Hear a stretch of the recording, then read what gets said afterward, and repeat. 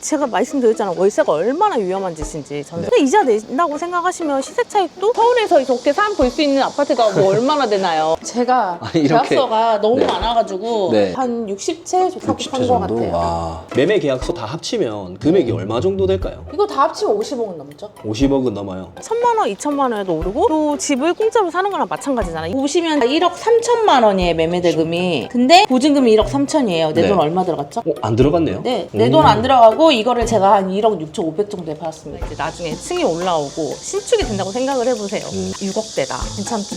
저 같으면 빨리 서두를 것 같아요. 신혼인데 이렇게 저렴한 아파트 샀으면 어땠을까? 전업주부이자 부동산 투자자로 활동하고 있는 강남바라기입니다. 전업투자자는 하루 루틴이 어떻게 되는지 설명 좀 해주실 수 있나요? 가정일이 먼저니까 얘 학교 등원시키고 먹은 거 아침 차려주고 설거지하고 집안일 애가 있으면 진짜 하루 종일 없거든요. 하루 종일 치워야 돼요. 제가 매수를 계속 하다 보니까 부동산 갈 일이 좀 있거든요. 거의 하루 종일 핸드폰과 컴퓨터와 한 몸처럼 삽니다. 그럼 부동산 이렇게 투자하시고 생활하신 지 몇 년 정도 되셨어요? 지금 이제 2016년도부터 시작했으니까 이제 한 11년 차 정도 됐고요. 저희 집은 촬영할 일이 많은데 제가 보면은 집도 좀 예쁘게 꾸미고 살아야 되는데 매년마다 이사를 다니거든요. 여기도 마지막 집이 아니라 또 이사를 가야 돼. 또 신축으로 또 이사를 가야 되거든요. 왜냐면 저는 이제 투자자가 본업이다 보니까 매번 이제 신축이라든지 재건축 아파트들이 있다 보니까 이제 입주할 때가 되면 계속 끊임없이 이사를 다니고 있어요. 와. 제가 계약서가 너무 많아가지고 여기저기 정리를 하는데 일단 여기 제일 많이 들어있어서 뭐 매수는 50건 이상 했으니까 뭐 50건도 훨씬 넘긴 해요. 전세계약, 월세계약 이런 거 다 포함하면 100건도 훨씬 넘어갑니다. 와, 100채나 사고 팔았던 거예요? 100채까지는 아니고 한 60채 정도 사고 판 것 같아요. 와, 엄청나네요. 이거를 꾸준히 가장 집중된 기간에 많이 했던 거니까 이런 거 같은 경우는 제가 1억대 매매 것들이었거든요. 아파트 1억대. 1억이요? 네. 보시면 진짜 1억 3천만 원이에요, 매매 대금이. 근데 보증금이 1억 3천이에요. 내 돈 얼마 들어갔죠? 안 들어갔네요? 네. 내 돈 안 들어가고 이거를 제가 한 1억 6천 5백 정도에 팔았습니다. 투자금 하나도 없이 3,500만 원 벌었고요. 이런 게 좀 많아요. 저는 이제 돈이 많이 없었으니까 제 돈은 적게 들이고 투자하는 방식으로 제가 1억 6천, 1억대 매매를 했는데 이것도 전세를 끼고 샀거든요. 그래서 한 제 돈은 4천만 원 정도, 3천만 원 정도 들어간 건가? 네, 1억 2,500만 원 정도였으니까 4천만 원 하고 이거는 거의 6개월 만에 팔았는데 한 3천만 원 정도 이익 얻고 팔았어요. 6개월 만에. 6개월 만에 그러면 웬만한 사람 연봉이 벌린 거예요? 동시에 여러 개를 많이 하니까 더 막 억대로 얻는 거죠. 1억대 아파트로 1억 1,300만 원에 샀는데요.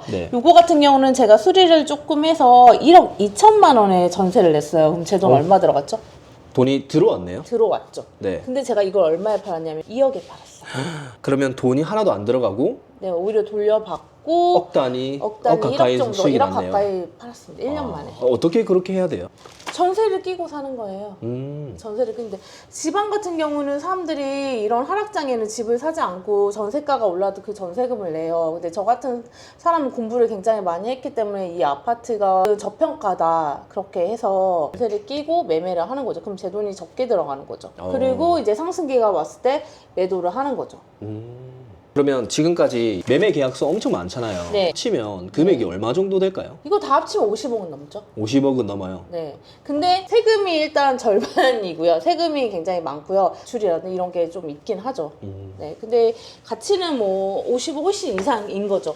근데 지금 서울에 아파트가 분양을 많이 해요. 그래서 아파트 모델하우스라고 아세요?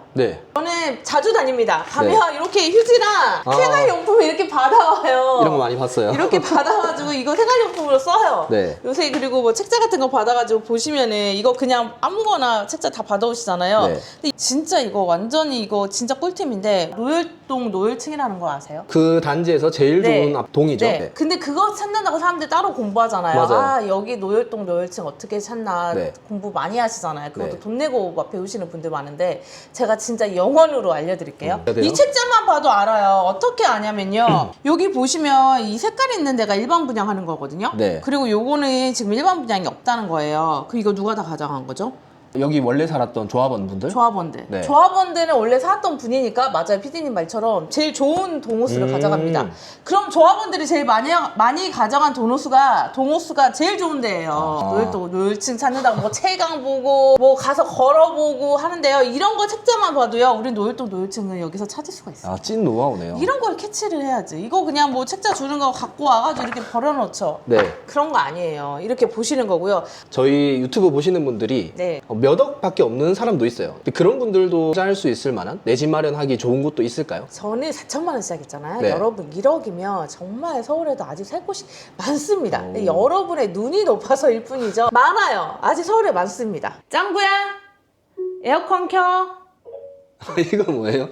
아, 요새 신축 아파트들은 전부 다 자동화 시스템이거든요. 앱으로도 연결해서 끌 수도 있고 저렇게 소리로도 연결해가지고 다 끄고 켜고가 가능해요. 아, 이게 아파트 안에 있는 거예요? 네. 오. 요새는 신축 아파트들이 굉장히 최첨단이거든요. 근데 저 같은 경우는 나이가 좀 있다 보니까 잘 못 쓰는데 깜짝 놀란 게 나이 드신 분들 또 이거 진짜 이용 잘 하시는 거예요. 가시죠.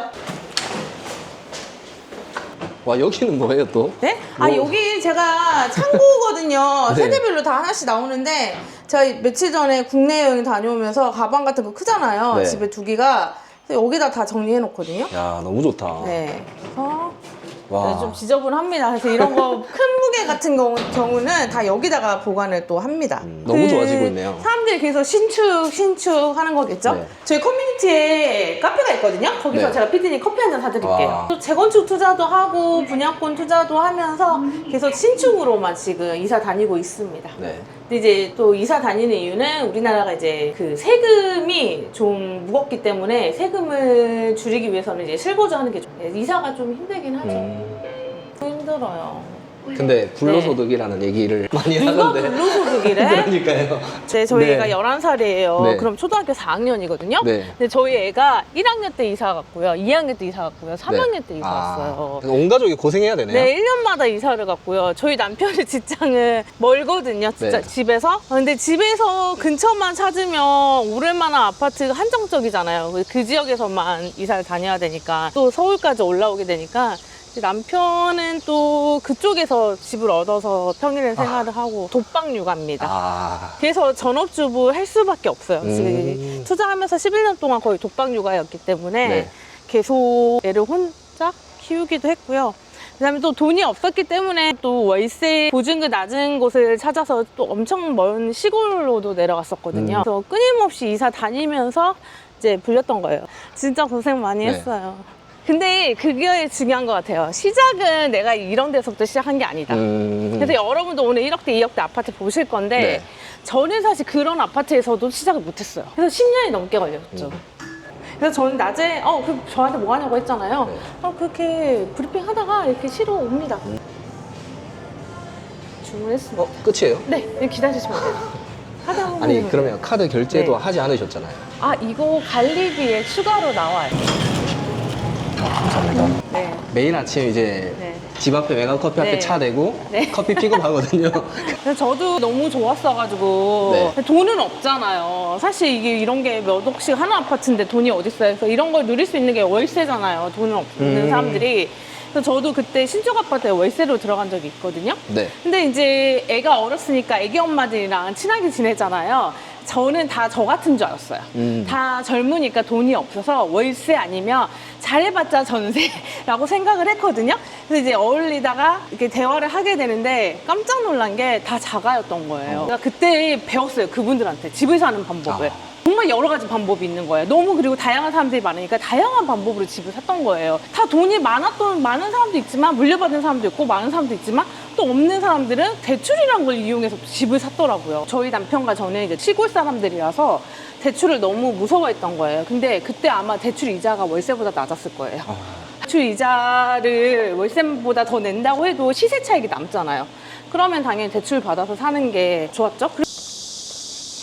수십억 자산 가지고 계신데 네. 오늘 임장 온 곳이 엄청 가격 저렴한 구축 아파트 같아요. 저는 진짜 30대 중반까지 모은 돈이 4천만 원밖에 없었거든요. 네. 그래서 처음부터 좋은 단지를 볼 수가 없었습니다. 저 대단지 제가 하잖아요. 네. 1000세대 이상만 골라라. 네. 저 1000세대 이상 단지를 볼 수도 없었어요. 네. 저는 한 400세대 정도 되는 아파트에서 시작을 했고 그 이후로도 돈이 많이 없었기 때문에 투자할 때도 대단지는 보지 못했습니다. 네. 일단 오자마자 외곽, 네. 그리고 들어와서 샤시도 보는데 여기 같은 경우는 이렇게 뚜껑 뚫려 있잖아요. 네. 가끔 이제 복도식이라 해도 샤시들이 있는 데가 있거든요. 네. 이제 그런 데는 여름이라든지 겨울에, 특히 겨울에 이제 난방비 전략이라는 게 되겠죠. 이런 여기 상계에 있는 아파트들은 지금 복도식이 따로 샤시는 없어요. 네. 그러면 겨울에는 사실 많이 춥습니다. 근데 이런 거는 어차피 구축 아파트의 단점이기 때문에 어쩔 수가 없고요.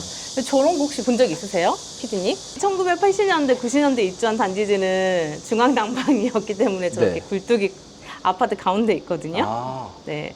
강남은 이제 많이 사라졌을 거예요. 아직 강북에는 아직 80년대, 90년대 입주한 아파트들이 많아서 저렇게 굴뚝이 가운데 있습니다. 네. 지금 투자금이 많이 없는 사람들은 네. 이런 단지 와보는 것도 추천하시나요? 저는 이런 정비구역 지정 단계에서 투자를 했거든요. 네.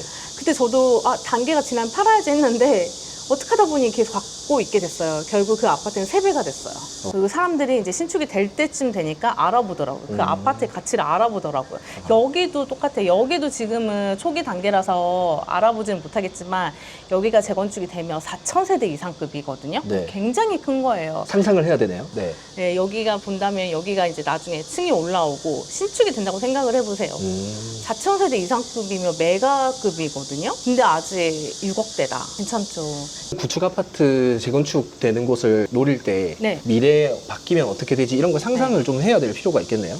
해야죠. 그래서 신축도 내가 돈이 없다고 임장을 안 가시는 게 아니라 신축 아파트 한번 가셔서 임장하세요. 그래서 나도 언젠가는 이런 신축 아파트에 살 거야. 돈이 당장 없기 때문에 못 사는 거잖아요. 그럼 그런 신축이 될 아파트를 사는 거죠. 사실 돈 있으면 준신축이라도 실거주 편한 아파트가 좋아요. 하지만 이제 재건축을 보라는, 초기 재건축도 보라는 이유는 다들 돈이 많지 않기 때문이죠. 그러면 이런 아파트를 예전에 처음 투자 시작하셨을 때 네. 하루에 몇 채 정도 이렇게 임장 다니셨던 거예요? 그때 전 지방도 많이 했거든요. 네. 하루에 몇 채가 아니라 몇 군데 지역을 간 적이 있냐면요. 부산을 갔다가 청주를 갔다가 평택을 갔다가 서울 강동을 왔다가 다시 제가 사는 저기 먼 시골까지 다시 갔습니다. 하루에 5군데 정도 임장을 간 적도 있어요. 와, 하루에 그걸 다 다녔다고요? 네, 우리나라 KTX가 너무 좋더라고요. 네. KTX 타고 또 버스 타고 이러면서 하루에 몇 군데 아파트가 아니라요. 저는 진짜 전국 사방팔도를 그렇게 다녔어요. 여러분 뷰 좀 보세요. 네. 신축 강남에 신축 빌라 살면 이런 뷰 볼 수 있어요? 꽤 멀죠? 네. 주차하기 힘들죠? 네. 애기 밖에 나가면 차 많이 다닐까봐 걱정되죠. 차라리 구축이라도 이런 아파트 사서 마음 편하게 애랑 생활하는 게 낫지 않나요? 네, 남편분은 네. 같이 안 산다고 하셨잖아요. 지금 출퇴근이 멀어가지고 따로 살고 있어요. 처음에는 저희 남편도 똑같이 대출은 절대 받으면 안 된다. 월세 살 집 이렇게 많은데 월세 살면 되지. 왜 남한테 빚지고 사냐.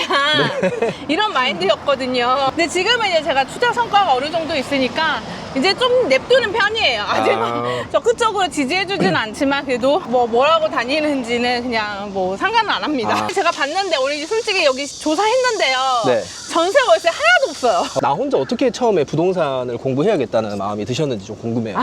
저도 사실 하나도 몰랐거든요. 근데 제가 결혼을 하니까 애가 생기잖아요. 네. 애가 임신을 했어요. 근데 그때도 또 제가 월세를 살았거든요. 그때는 갱신권이라는 게 없어서 2년마다 집주인이 계약을 안 해주면 이사를 가야 되는 거였거든요. 근데 이미 집주인이 계약을 할 때부터 자기네는 판다고 했어요, 집을. 네. 그래서 저희는 딱 2년만 지나서 이제 이사를 가야 됐었고, 그때 애가 생겨서 이제 딱 그 이사 가는 날이 애 낳고 나서 얼마 안 됐을 때예요. 네. 그래서 내가 이제 드는 생각이 나는 그러면 애 낳고도 맨날 2년마다 이렇게 애랑 같이 이사를 가야 되나? 이 생각이 드는 거예요. 네. 그래서 그때부터 임신했을 때부터 열심히 이제 네이버 검색하면서 열심히 찾았어요. 집을 어떻게 사지? 모든 방법을 이제 그때부터 생각을 했는데 근데 너무 정보가 저도 없었어가지고 찾다 보니까 청약이란 게 있더라고요. 계약금 10%만 내면 된대요. 네. 몰라가지고 처음에는 계속 떨어졌거든요. 잘 몰라서. 네. 근데 나중에는 이제 되더라고요. 그럼 어떻게 당첨되는 팁 같은 게 있나요?